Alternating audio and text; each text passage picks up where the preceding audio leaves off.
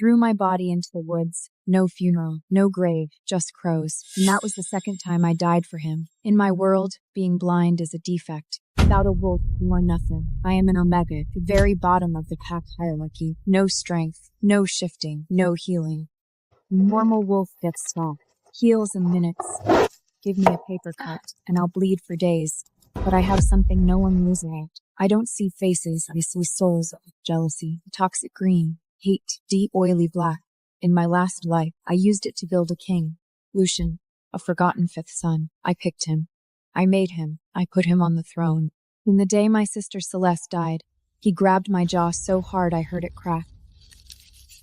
Forced a wolfsbane tincture down my throat. You blind freak, you knew I never wanted you. Celeste should have been mine from the start. And because of you, she ended up with Marcus. They tortured her to death. It was your fault. I died in agony. He gave Celeste's corpse a royal burial. He gave me the woods. But the hurt, his hate, it was so consuming it dragged me right back in the junk. I opened my eyes, 17 again. Night of the mating ball. Lucian walked straight past me and took Celeste's hand like he was afraid someone might stop him. The bastard came back too, and he remembered everything. He is terrified I'll choose him again. Honestly, I couldn't care less. I swept my blind gaze across the back of the room. In a sea of dark, rotten souls I saw a soul so pure it glowed like liquid gold. The man in the wheelchair. True alpha. I choose Celeste as my mate. Lucian's voice cracked through the hall like a whip. She is my one and only Luna. He walked toward my sister with eyes full of a tenderness I knew was performance. The room went silent. Then the whispers hit me like a wall. No heir in their right mind would want her. A blind Omega who couldn't even shift? What a joke. Why is she even here? Trash like her should be in the kitchen, not at a mating ball. I am an alpha's daughter born blind. When I came of age, my wolf melts. World in teeth and claws. That is not just weakness, that is a death sentence. Being wolf-less, that makes you a joke. My sister Celeste is the golden child, born with the siren song. The voice, calm even the most violent alpha in the loop. The family treats her like a goddess. They treat me like a mistake they can't take back. Lucian dropped to one knee in front of her. Accept my mark, Celeste. I will make you the most powerful woman alive. And as he spoke, he threw one look back at me. Not an apology, a warning. He thinks he can take the throne without me this time. He thinks I was what held him back. He has no idea what he just threw away. I didn't awaken a wolf in 18th age.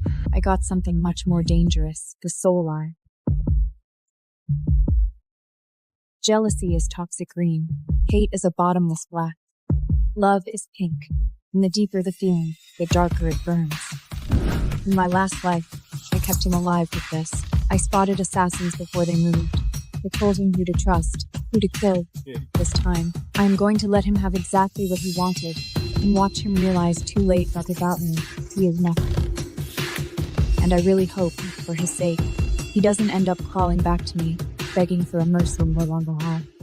His announcement landed. Every eye in the room found me. I'm just a blind girl. I'm not worthy of a man like Lucian. Celeste is the perfect match for him. At least you know your place. He stepped closer. An Omega with no wolf? I wouldn't choose you if you were the last woman breathing. Not even if you crawled to me on your knees. My mother Marilyn made a sound beside me. A sharp inhale, like she was about to say something she shouldn't. I squeezed her hand. She went quiet. We swept the room from Solai. Marcus, murky charcoal, cruel underneath the surface. The other heirs, muddy swirls of greed and want. In my last life, I chose Lucian because his soul looked cleaner than anyone else's in the room. It was a mask. I didn't see what was underneath until the day he killed me. A rotten, sweet purple black. He didn't just hate what I was. He hated me. I was blind in my last life in more ways than one. Never again. Celeste glided toward me, face arranged into the perfect picture of a loving older sister. Don't be sad. Go ahead. I'll let you have whoever you want. Her soul was turning, toxic green, edge to edge, pure jealousy, barely holding its shape. Since no one's going to claim you anyway, you can always beg me for work. Celeste will need a personal maid. If she has fast smitchy floors, scrubbing floors all a wolf less Omega is good for. I didn't blink. I didn't even bother. None of them were worth the energy. And then the sound of wheels. The chatter died. Then the room shifted. Kyle Ravenscroft had arrived, uninvited, unannounced, and completely unmoved by the spectacle. He sat in that wheelchair like a predator at rest, and then I saw it. My breath caught. His soul was gold, pure, shimmering, blinding gold. The mark of the moon goddess herself. The mark of a true king. I clenched my fists so hard my nails broke the skin. Last life, I picked the wrong man. I defied the moon goddess, put a monster on the throne, and everyone paid gold. Not this time. I stood up. I walked past Lucian without a glance, past every arrogant alpha heir in the room. I stopped in front of Kyle's wheelchair. I choose him. The hall went dead silent. Then it exploded. Laughter from every direction, all at once. The blind girl and the cripple. Neither of you has a wolf. You really are a perfect match. Zaya, you can't see. You don't understand. He's in a wheelchair. She glanced at the crowd, milking every second of it. I'll pretend I didn't hear that. Choose again. And if you truly can't find an alpha willing to have you, you're welcome to follow our caravan.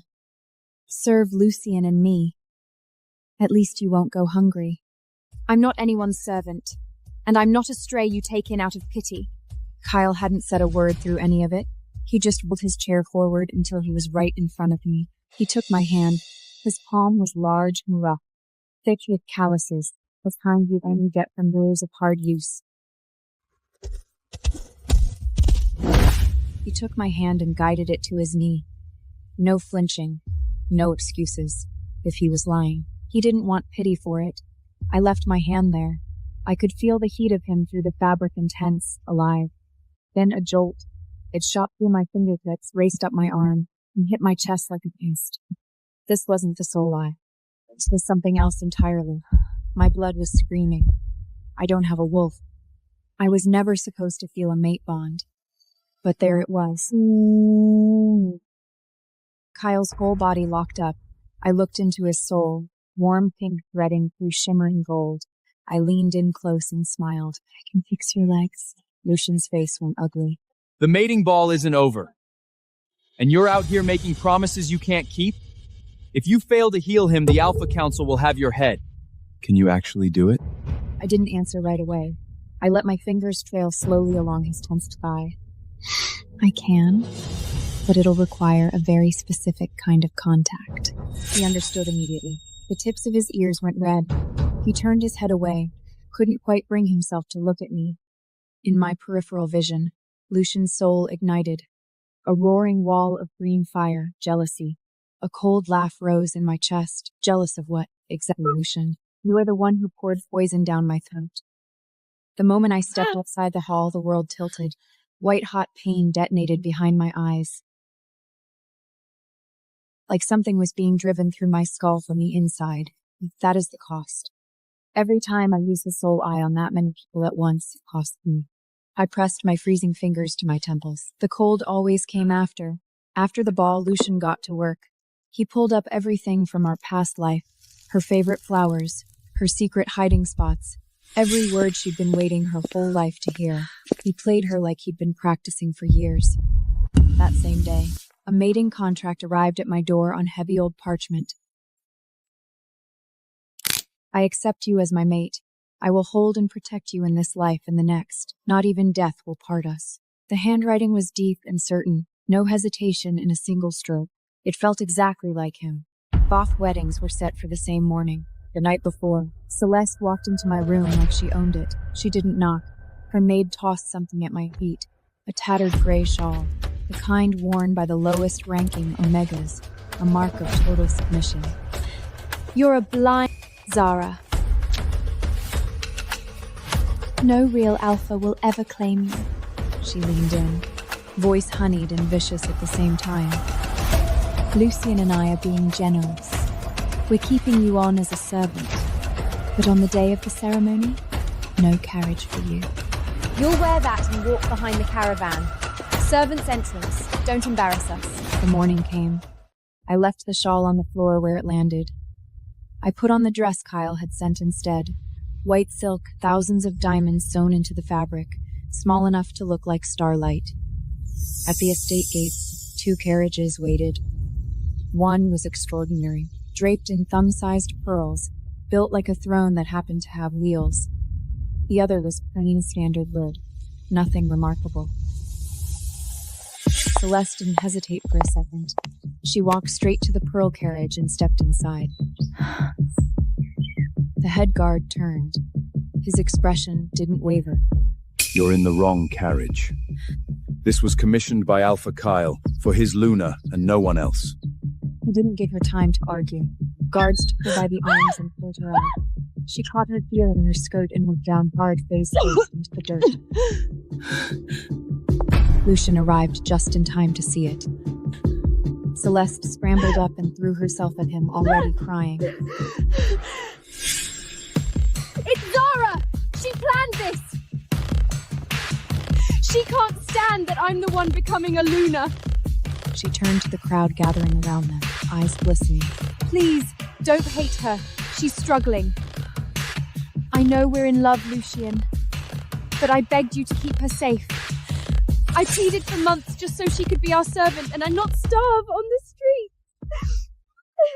She's a blind Omega. She should be grateful anyone even bothered to take her in. To pull a stunt like this on her sister's wedding day, it's pathetic. The crowd was vicious. They always are when they smell weakness. Omega! Lucian's soul was drowning in black, thick, suffocating, ink dark. He pulled Celeste against his chest and turned on me. You're an Omega, Zara. You have no right to wear white. Take that dress off right now, or I'll shred it off your back myself! Celeste buried her face in his chest, but I could see her soul. She was smirking. Lucian, you don't have me watching your back this time. What's coming for you tonight isn't a wedding. It's a funeral. Celeste recoiled like I'd struck her. How can you curse him like that? Just because he didn't choose you? You dare curse an Alpha Heir! Guards, seize her! The soldiers started moving in. Think carefully. You're laying a hand on Alpha Kyle's mate. Make sure that's a consequence you're ready to live with. Lucian laughed, jagged, ugly. Kyle, the cripple isn't even here. Probably hiding in his chambers, too embarrassed to show his face. He's using you for sport, Zara, nothing more. He stepped forward, close enough that his shadow fell over me. Kneel. Beg Celeste's forgiveness. And maybe, I'll still find a use for you. Then a voice cut through everything. Who is threatening my mate? The crowd split. Kyle moved through them like they weren't there. Sharp black suit, not a single piece out of place, even seated. His presence was suffocating. The moment he appeared, the street went silent. Beside him, Lucian suddenly looked like a boy wearing his wings. Kyle came straight to me. He took my hand and folded it inside his. Large, warm, unhurried. Sorry I'm late, Sarah. Then he looked up. Now, His eyes fixed on Lucian like a blade finding its mark. let's try that again. Who was it that told my mate to kneel? The temperature in the street seemed to drop. No one moved. No one breathed. He didn't shout. Didn't signal his men. He just watched Lucian the way a predator watches something it has already decided to deal with later. I'll remember that. I'm an Alpha Heir, same as you. Who the hell do you think you are? Who the hell do you think you are? A forgotten fifth son? Trying to give orders to my mate. You're not a rival, Lucian. You're a footnote. The color drained from Lucian's face. This isn't over. Low and mean. You'll both regret tonight. I gave you a chance, Zara. When you come crawling back, and you will, don't expect mercy. I looked at his soul, muddy green, murky and small. He genuinely believes he is the chosen one. He thinks the throne is already his, and that I was just dead weight holding him back. He has no idea what is waiting for him. Without me clearing his path, he won't last the season. He'll be lucky to still be breathing by the time the leaves turn. Our first night as mates was quiet. Just the two of us, and the fire crackling low between us. We shared whiskey, amber and slow burning on the way down. I could feel his eyes, heavy and silver warm against my skin.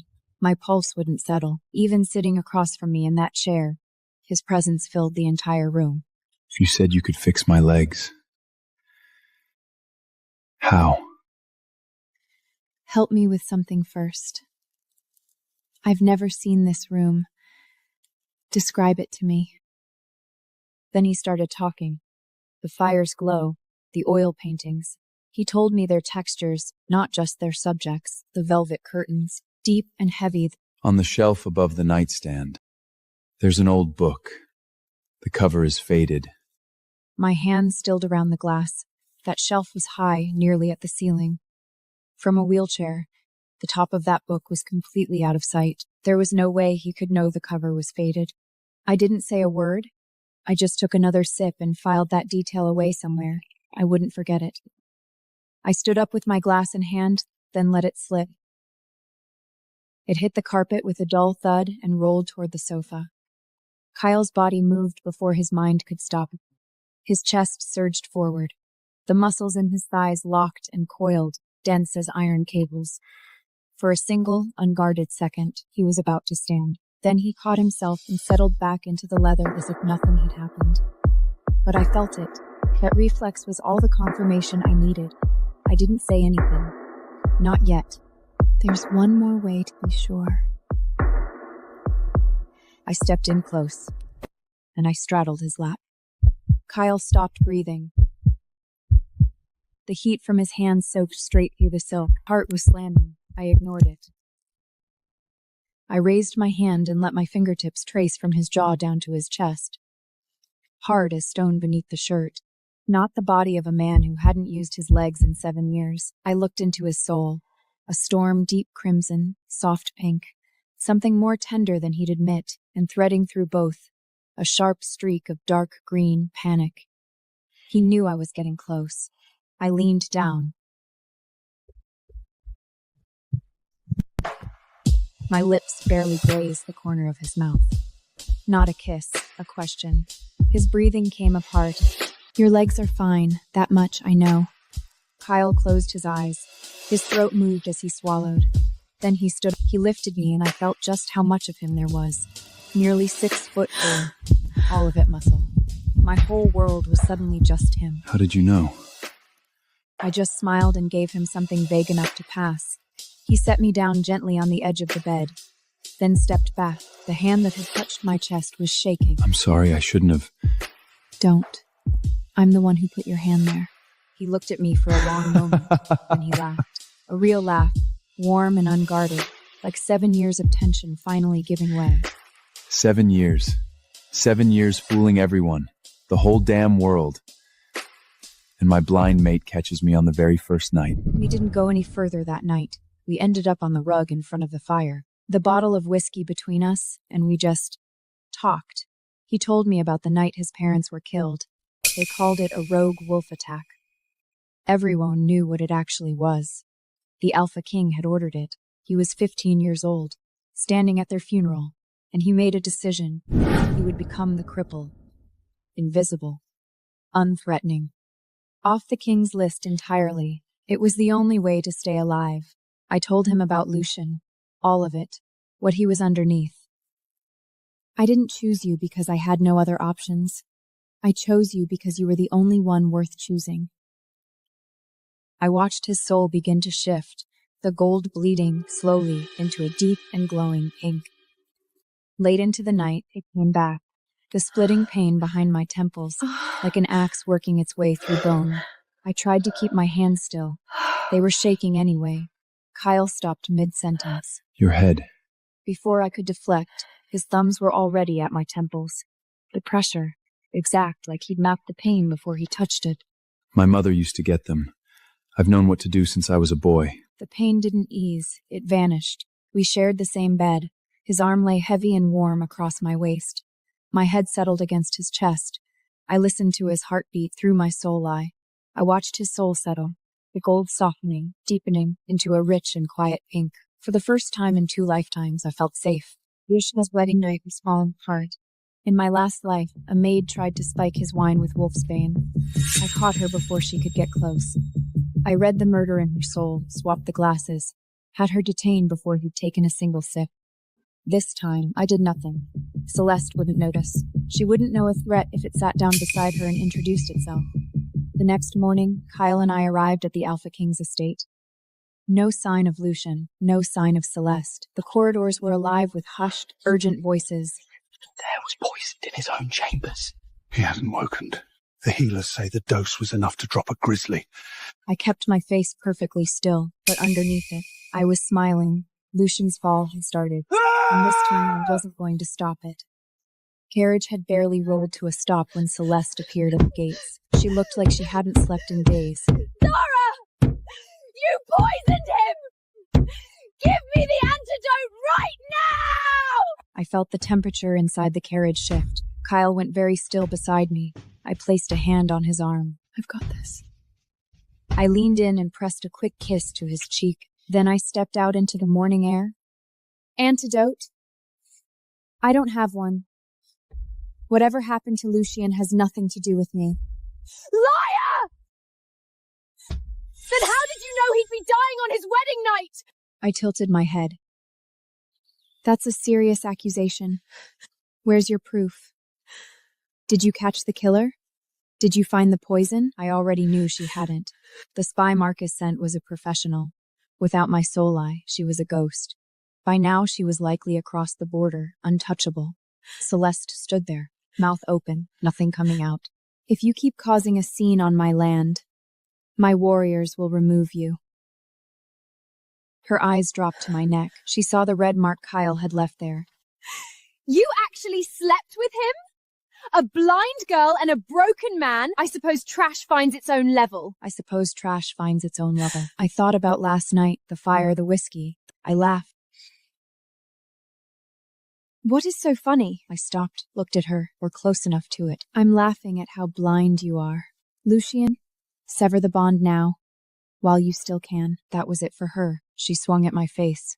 Wide, furious, telegraphed from a mile away. I shifted my weight and stepped aside. She hit nothing but air. The momentum carried her forward and she went down hard, palms and knees in the dirt. I looked down at her. Remember this, because the next time you raise a hand to me, I won't step aside. She stared up at me from the ground, trembling. For the first time in her life, she was actually afraid of me. The blind girl she used to torment wasn't there anymore.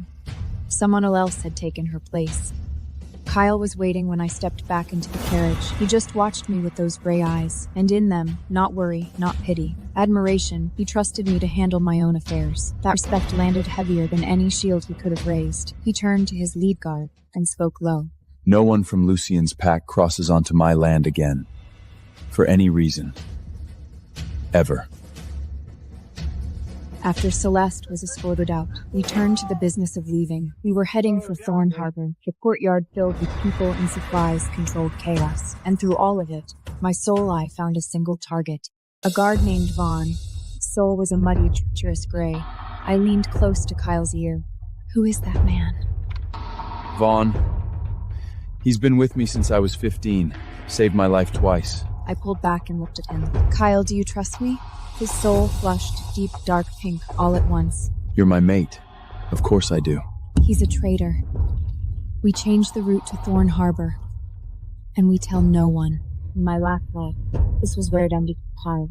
Ambushed on the road to the harbor, wounds that never healed. He died defending the city walls. I finished speaking. Let my lips brush his cheek. Kyle's arm came around my waist immediately, pulling me in. Across the yard, I felt Vaughn watching us. He clocked how close we were and looked away fast. Kyle pressed his face into the curve of my neck. His breath was warm against my skin. Are you trying to fix my legs again? Because I'm happy to wait until tonight.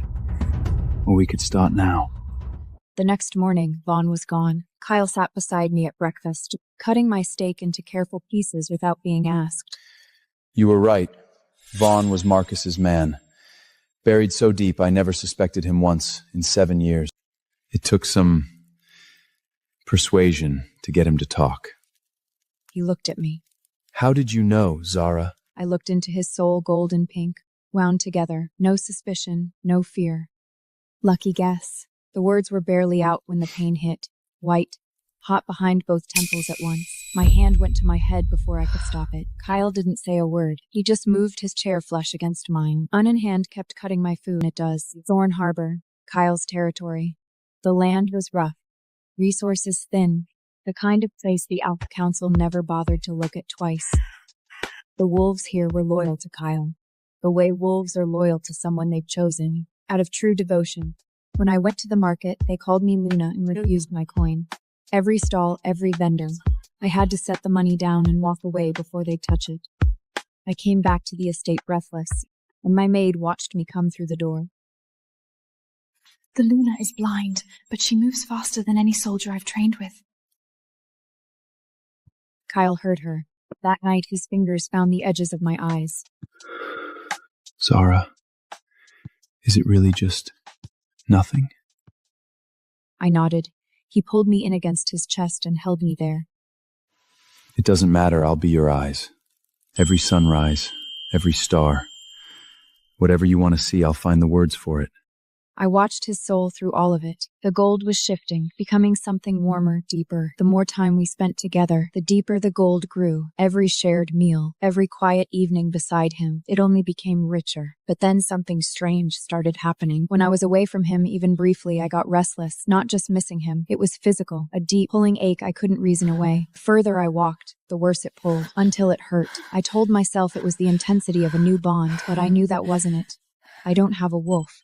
I was never supposed to feel this. That night when he kissed me, his soul shifted into something I'd never seen before, a pink so saturated and alive. It looked like the first day of spring breaking open all at once, the most beautiful thing I had ever seen. It didn't last. The next morning, a piece of encrypted intelligence arrived. Lucian is awake, but the damage is permanent. Intermittent mania. He has lost control of his wolf. A slow smile touched my lips. This was just the beginning of what was coming for him. But then, the catch. The Alpha Council had issued a mandatory summons. Marcus was hosting a banquet. Every heir was required to attend. No exceptions. Kyle had no choice. We were going back. Marcus's estate reeked of bad intentions before we even stepped inside. I swept the ballroom with my soul eye the moment we crossed the threshold, oily green for greed, thick in every corner of the room, a deep, sickening crimson for lust, and underneath all of it, something flat and purposeful that made my skin crawl. I found Kyle's hand under the table and held it.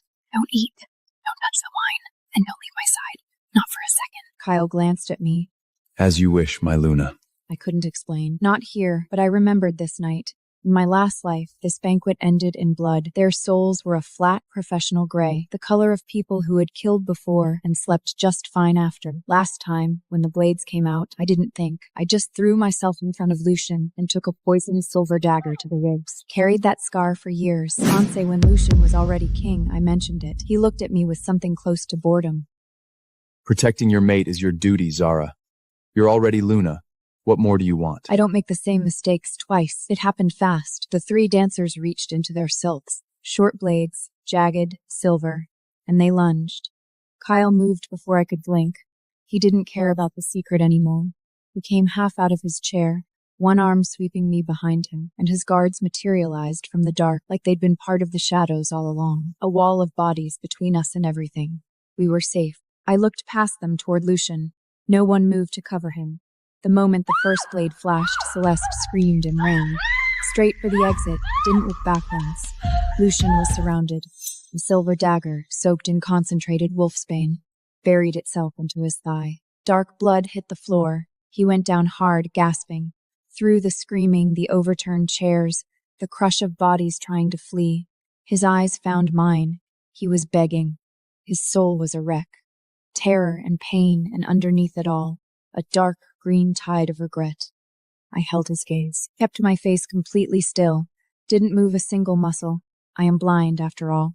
I can't see a thing. I didn't make it 2 steps into the carriage. The spike hit the moment the door closed, red hot, straight through the center of my skull. It was the worst backlash I'd ever suffered. I scanned the entire ballroom, every soul, every shadow, every blade before they struck.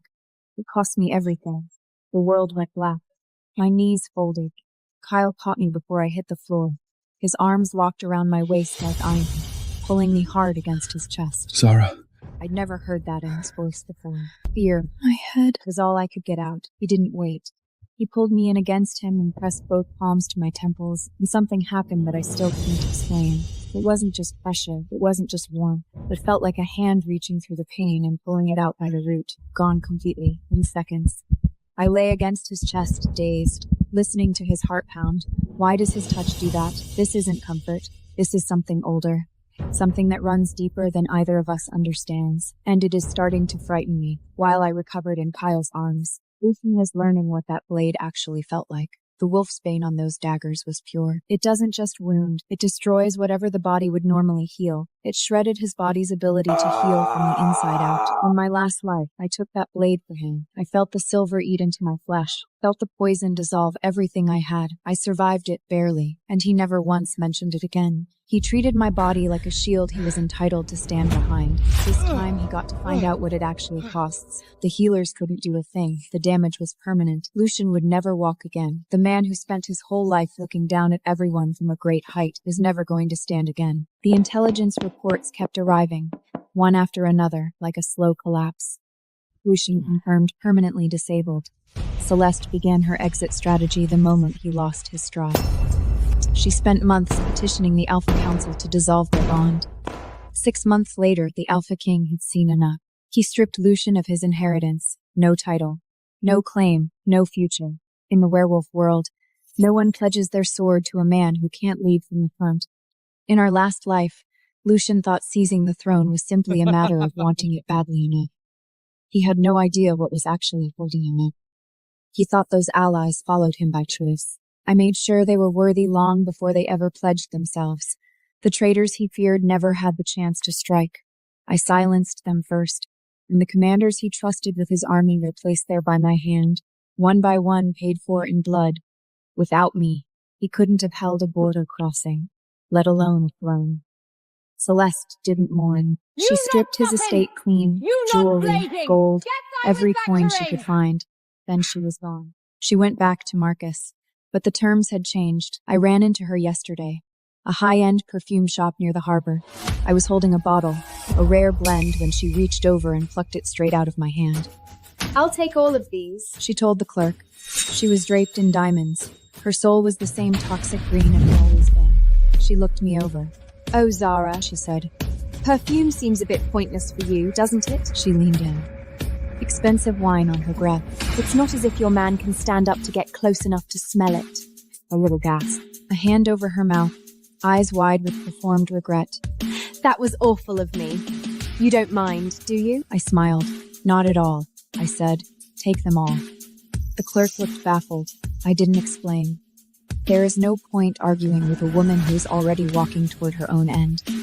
She just doesn't know the road she is on yet. It was late. Thorn Harbor was in a hard rain. My headguard appeared in the doorway, his face tight. Lupien is at the front gate, Luna. He has been dragging himself through the mud for the better part of an hour. He won't leave. I walked out to the entrance and looked through the iron bars. He was there, soaked through, shaking, coated in filth and road. When he saw me, something desperate ignited in his eyes. He lurched forward, and the god spoke in that. We went down into the freezing mud. Why? Word tore out of him like it had been caught on something. Zara, tell me! In the last life, you always knew what was coming. I thought if a blind girl could build a kingdom for me, then all I had to do was take the credit. So why did I lose everything? He started swinging, slamming his fists against his own useless legs. The sound of it got swallowed up by the thunder. When he finally ran out of breath, he looked up at me. He looked small. The arrogance was gone. What was left underneath wasn't much. Zara, He said, quiet now. His voice doing something approximating humility. I made a mistake. Come back. Come back. The Luna title, it's yours. Truly, this time, we can rebuild. Together. Like before. We can take it all back. I looked at his soul, thick, oily green, bottomless with it. He wasn't performing. He was genuinely drowning in regret. That almost made it worse. Lucian, you still don't understand what you had. I was never your Luna because you became king. You were only ever king because I chose to stand beside my back on him, walked toward the warm lights of the estate. Lock the gates. If he sets foot on this land again, you have my permission. I'm permissioned to treat him accordingly. No! The iron gates slammed shut. The sound cut through the rain like a verdict. He was still screaming my name when I walked through the front door. I didn't get back. That door was never opening again. Celeste was dead. The report arrived this morning. History repeated itself down to the last detail. Marcus worked her until there was nothing left to go. When they carried her body out of his estate, someone noted the scent still on her. Perfume she'd snatched from my hands in that shot. She was wearing it when she died. Lucian heard the news from his room. He didn't grieve. He didn't rage. Good. She watched me fall and ran straight to another man's bed. I gave up everything in this life for her. And that's how she repays it? He beat his fists against the wheels of his chair until his knuckles bled. I never should have poisoned Zara. I never should have chosen Celeste over Zara. I was still holding the report when I heard the bedroom door. I crumpled the paper in my fist. Kyle walked in. I turned toward the window. The sun had gone down. Before I could finish, he reached out and took the crumpled note from my hand. He smoothed it flat, then lifted it to the light. Then he lowered it and looked straight at me. You're not blind in the way you let everyone believe, are you? My throat closed. I couldn't find a single word. I looked into his soul. It was burning, a sharp, consuming orange, pure fury. Don't I deserve the truth? I marked you. I made you my mate. I would have protected you regardless. Blind, wolfless, it didn't matter. But for a year, you let me believe I understood you. And I didn't. The blind girl and the cripple. Two people who had made an art form of being something they weren't. Standing in this room in the dark. Every mask we'd ever worn was gone. He turned for the door, and I felt something I hadn't felt in 2 lifetimes. Genuine terror. I threw myself off the bed and wrapped my arms around him from behind. Held on. I could feel the anger in him. But underneath it, his soul was already shifting. The orange cooling, bleeding towards something else. The harder I held on, the faster it faded. My voice came out small. I pressed my face against his back and just held on. His soul turned pink. His pride hadn't moved. He was still standing there, every muscle locked against me. But his heart had already answered. I came around to face him, pressed my cheek against his chest, and listened. His heartbeat was fast, uneven. His soul was so pink it was almost blinding. Kyle. I steadied my voice as best I could. That wasn't the only thing I lied about. This was the secret I'd carried through 2 lives without telling a single person. I see souls. I can read the truth inside people. He went completely still, and I know what's coming. The werewolf world is about to burn. Thorn Harbor will be under siege. I looked up at him. In my last life, you died when the city walls fell. His breathing changed. I searched his soul one last time. Not a flicker of doubt. Not a trace of fear. Only gold pure stuff. Shimmering gold. Do you believe me? I asked. He didn't answer with words. He pulled me into his chest, both arms, no space between us, and buried his face against my neck. I believe in you. That's the only thing in this world I'm sure of. 5 years. That is what it took to dismantle gear. Kyle gave me the Alpha War Seal and put every warrior in the pack under my command. We didn't just hold Thorn Harbor. We took the fight to the Alpha King's fortresses. Then came the first night of the Great Siege. The Voss army hit the valley like lead. Sea of black fur, wall to wall, as far as the darkness stretched. Kyle sat in his chair at the edge of the fortress wall, watching it come. Then he stood up. Not in our bedroom, not in the dark where no one could see. Front of every soul on that battlefield. He shrugged off the heavy coat he'd hidden behind for 7 years and let it drop. His bones began to crack and shift into the moonlight. He transformed, a massive silver wolf. He was huge, larger than any alpha in history. His fur shimmered like liquid metal in the dark. He stood on the edge of the fortress wall, and he let out a howl that shook the very ground. Every wolf on that field, ally and enemy alike, dropped their heads not from orders, from something older than orders. 7 years of buried power, of swallowed rage, of playing the broken man while the world underestimated him. He snapped his head around before the echo had died. That silver gaze cut straight through the smoke, through the fire, through everything between us, and found me. I felt it the moment it landed.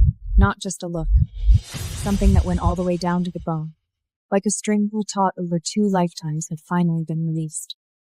Fated mate bond. He had kept his wolf locked away for 7 years. The bond had been sealed with it. But now his wolf was fully awake, and everything that had been held back came through at once. He shifted back, dropped to one knee on the stone, chest heaving, hands braced against the ground, trembling. When he looked up at me, it was like the first time, like he was seeing something he'd been reaching toward without knowing it. It's you. His voice was wrecked. It was always you. The moon goddess didn't give you to me for your gift. She gave you to me because you're mine. I felt the truth of it in my own marrow, every piece of it clicking into place all at once. The jolt when our fingers first touched at the mating ball, the way his hands could pull the pain clean out of my skull, the suffocating dread every time he left the room. I don't have a wolf, so the bond had come through quietly, a whisper where it should have been a roar, but it had always been there. From the very first moment we reached out and touched his knee, our blood had already made its peace. Take your place as Alpha King. The grand hall was in ruins around him, dust still settling from the siege. And Zara shall be your Luna. Kyle didn't hesitate. No. One word. It landed in that hall that the stone dropped into stone. I'm issuing 2 commands. First, we are establishing a dual kingship. Zara and I rule together, as equals. The silence cracked. Impossible! There has never been a woman on that throne! Kyle stepped up onto the platform. He looked out across the council, every face, every objection, with the kind of calm that has Hands beside me. Every wound I took, she felt. Every sacrifice I made, she had already paid a higher price for. He brought his hand down flat on the stone table. The crack of it echoed. Without her, I'd be in an unmarked grave on the battlefield. You don't get to erase what she built just because she isn't what you expected. I am the Alpha King, and so is she. Alpha King! He leaned forward, voice dropping. If anyone here has a problem with that, step forward now. No one moved. I have spent 7 years being underestimated.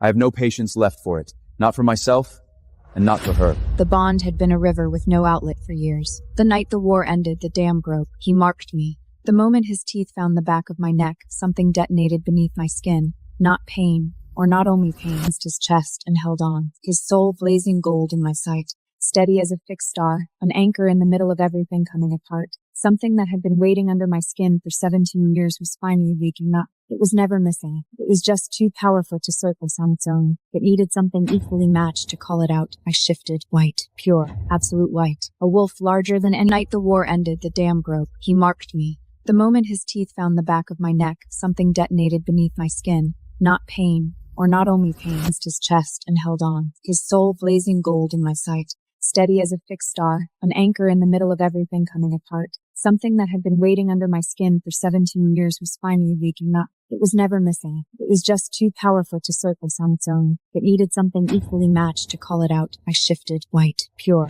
Absolute white. A wolf larger than any female in recorded history. Her coat caught the moonlight the way fresh snow catches it from within. Kyle's silver wolf circled me.